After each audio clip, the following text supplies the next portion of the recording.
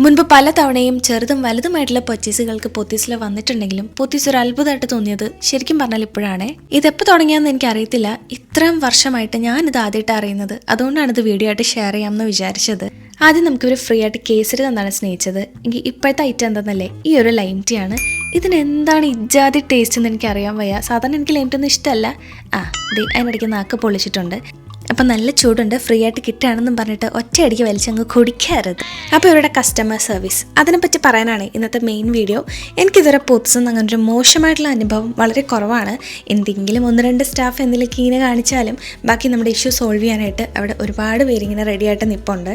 അപ്പോൾ എന്താ ഇന്നത്തെ ആഗമന ഉദ്ദേശം എന്നല്ലേ, 2 ഷർട്ട് മേടിക്കാൻ വേണ്ടി മാത്രം വന്നതാണ്. പക്ഷേ വന്നിട്ട് തിരിച്ചു പോയപ്പോൾ ഒരു കെട്ട് സാധനമായിട്ടാണ് പോയത്. ഇപ്പോൾ ആടി സെയിൽ നടക്കുന്നുണ്ട്, എന്നാലും സെയിലിൻ്റേതായിട്ടുള്ള ഒരു സാധനവും നമ്മൾ മേടിച്ചിട്ടുണ്ടായിരുന്നില്ല. അപ്പോൾ നിങ്ങളിപ്പോൾ കാണുന്ന പോലെ തന്നെ ഷട്ടറൊക്കെ ഇട്ടു, കടയൊക്കെ പൂട്ടി. അപ്പോൾ കുറച്ച് ലക്കി ഡ്രോയുടെ കുറച്ച് കൂപ്പൺസ് കിട്ടിയിട്ടുണ്ടായിരുന്നു. അത് നമുക്ക് കറക്റ്റ് 3 എണ്ണം കിട്ടിയതുകൊണ്ട് തന്നെ 3 പേരും ഐശ്വര്യമായിട്ട് പ്രാർത്ഥിച്ചിട്ടിട്ടുണ്ട്. കാർ കിട്ടാണെന്നുണ്ടെങ്കിൽ ഞാൻ അപ്ഡേറ്റ് ചെയ്യാം ഗൈസ്.